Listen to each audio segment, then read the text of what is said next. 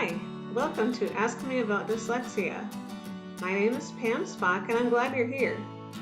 Today we're going to be talking about 7 myths that I hear about dyslexia. There's a lot of strange information going around out there, and I'm going to help you to separate myth from fact.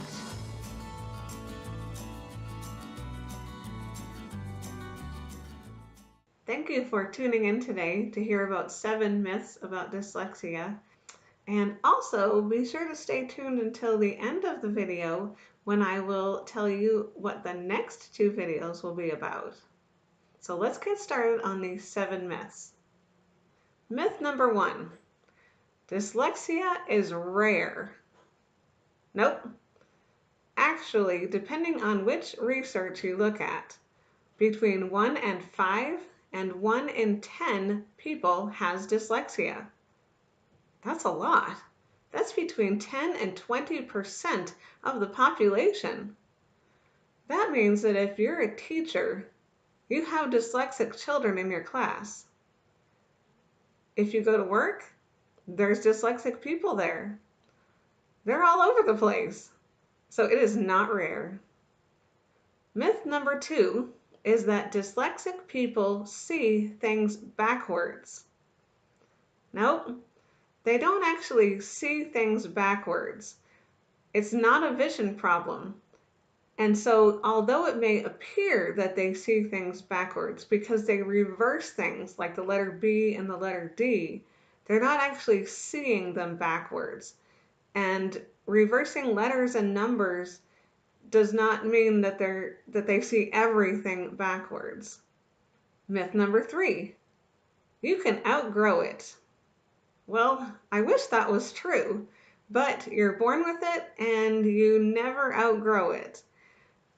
You can develop coping mechanisms to deal with it, and you may get the help that you need in order to be a better reader and a better speller.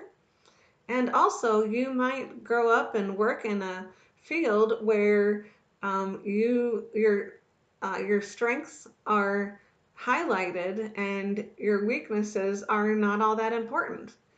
And so it is a myth that you can outgrow it, but you do learn to deal with it.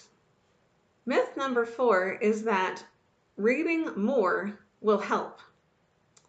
Well, bad practice does not help with anything. A lot of times, teachers think that they are giving good advice, telling poor readers to practice reading more. Read over the summer. Read for this much amount of time for part of your homework. If they can't read, that's not going to do them any good. So reading more will not help dyslexia. However, after a student has received the right kind of reading help, be taught to read the way that they need to learn, then absolutely they should practice that. And that will help them to master those skills. But until then, more reading will not help. Myth number 5 is that if a child can pass a spelling test or are doing well in school, they can't possibly be dyslexic. Well, that's not necessarily true. What I would like to know is how long it took them to study for that spelling test. They may have studied for hours, or it might have been a history test or a science test that they studied hours and hours for. They were going to pass or die trying. So depending on the severity of the dyslexia and the inner drive to do well, it may be that a child can do fairly well even on a spelling test, but still be dyslexic. What you need to do is ask the child to write something on their own with no adult help and take a look at that spelling. Myth number 6 is that people who have dyslexia are really just lazy, or they don't try hard enough, or they're not intelligent. Well, the truth is that Most people who have dyslexia have average to above average intelligence. They may appear lazy or that they've given up because they have been trying so hard for so long and still struggled that sometimes they do give up, and it is just exhausting for them.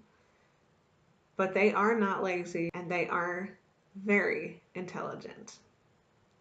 Myth number 7 is that you have to wait until a child is 8 years old, or until they're in 3rd grade, or until they're failing to test for dyslexia. That's not true. You can actually test or screen for dyslexia as young as halfway through kindergarten, or around 5.5 years old.